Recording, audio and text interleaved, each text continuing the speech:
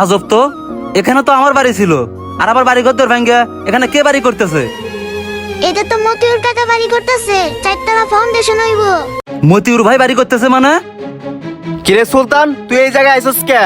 এই জায়গাতে তো আমার বাড়ি ছিল, আর তুমি আমার বাড়ি ঘর ভাঙ্গা নতুন করে বাড়ি করতেছো, বুঝলাম না। তোর কোনো জায়গা নাই। আব্বা মরার আগে আমার নামে সব লেখা দেয়া গেছে, এই জায়গা আমার, আর আমার এই জায়গায় আমি বাড়ি করতেছি। বাপ তোমারও আমারও, আমার বাবার সয় সম্পত্তির উপর আমার যতটুকু ভাগ আছে তোমারও ততটুকু ভাগ আছে, আর সম্পত্তি সবকিছু তোমার একার লেগে দিল, এটা তো আমি বুঝলাম না। 6 বছর আগে আব্বা অসুস্থ আছিল, তখন তো কোনো খোঁজ খবর নেস নাই। তোরে ফোন দিছি, ফোনে পাই না। তারপর আমি কষ্ট মষ্ট করে আব্বার চিকিৎসা করাইছি। আব্বা আমার ভালো মনে করছে, তার লাগে এই সম্পত্তি লেখা দিছে। এই সম্পত্তি তোর না, এই সম্পত্তি আমার। তোর যদি বোঝাপড়া করতে হয়, তুই আব্বার কবরের পাশে যা, আব্বারে জিজ্ঞাসা যা। ভাই তুমি যে অন্যায়টা করছো, এটার বিচার একদিন আল্লাহ করবো। শকুনের দোয়ায় গরু মরে না, যা যা যা, ওই কাজ কর। ওই আমার মায়ের পেটের ভাই হইয়া আমার সাথে এমনটা বাটপারি করতে পারলো, ওই মরলো, আমি ওরা মাফ করুম না। সবই তো শুনলি, তোর বাপে তোর চাচাদের জমি জমা আর যে দোকান আছে সবকিছু দখল কইরা নিজে একাই খাইতো। কি কো আম্মা, আমগো বাপে আমগো চাচার লগে এরকমটা করছে? আমার ভাবতেও লজ্জা লাগতাছে, কেউ কারো হক এইভাবে মাইরা খাইতে পারে? আচ্ছা শোনো, আমি তো আমার বাপের পাপের ভাগিদার হইতে পারবো না, কিন্তু বাপের যে দায়গুলো আছে ওগুলা ঠিকই পরিশোধ করতে পারবো। আচ্ছা থাকো, আমার হুজুরে দেখা করতে কইছে, হের কাছে যাই, পরামর্শ নেই। আচ্ছা যা।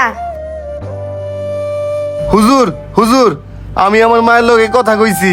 আমার মাই কইলো আমার বাপে নাকি আমগো যে দোকানটা আছে ওটা দখল করছে, আবার জায়গা সম্পত্তি হ্যাঁ চাচারে না দিয়া সব নিয়ে নিছে।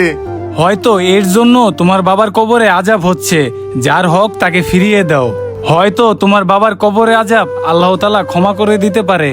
আমি এখনই যাইতাছি, যার হক আমি তারে বুঝাই দিমু। যাও। আল্লাহু আকবার। কাকা কাকা, আপনার লগে কয়টা কথা ছিল, একটু শুনেন। তুই এনে আইসিস কে? তোর সাথে আমার কোনো কথা নাই, জান থেকে যা। আমার বাপে আপনার লগে যে অন্যায় অত্যাচার করছে, সম্পত্তি ভোগ করে খাইছে, আপনার দোকান বাপে নিজের নামে করে নিছে, সবই আমি শুনছি। তখন আমরা ছোট ছিলাম, তখন তো বুঝি নাই আপনার লগে এরকম অন্যায় অত্যাচার করছে। আপনার যত সম্পত্তি আছে, দোকান আছে, সব আমরা আপনারে বুঝাই দিমু। তারপরেও কাকা, আমার বাপরে আপনি মাফ করে দেন। আপনার এই হকের সম্পত্তির জন্য আমার বাপের কবরে আযাব হইতাছে। তোর এই বুঝতে যদি তোর বাপে বুঝতো, তাহলে আজকে আমাদের দুই ভাইয়ের মধ্যে এরকম দূরত্ব বাড়তো না, বুঝতে পারছিস? এখন আপনি চলেন, আপনার সম্পত্তি আপনি বুঝে নেন, চলেন। আচ্ছা চল।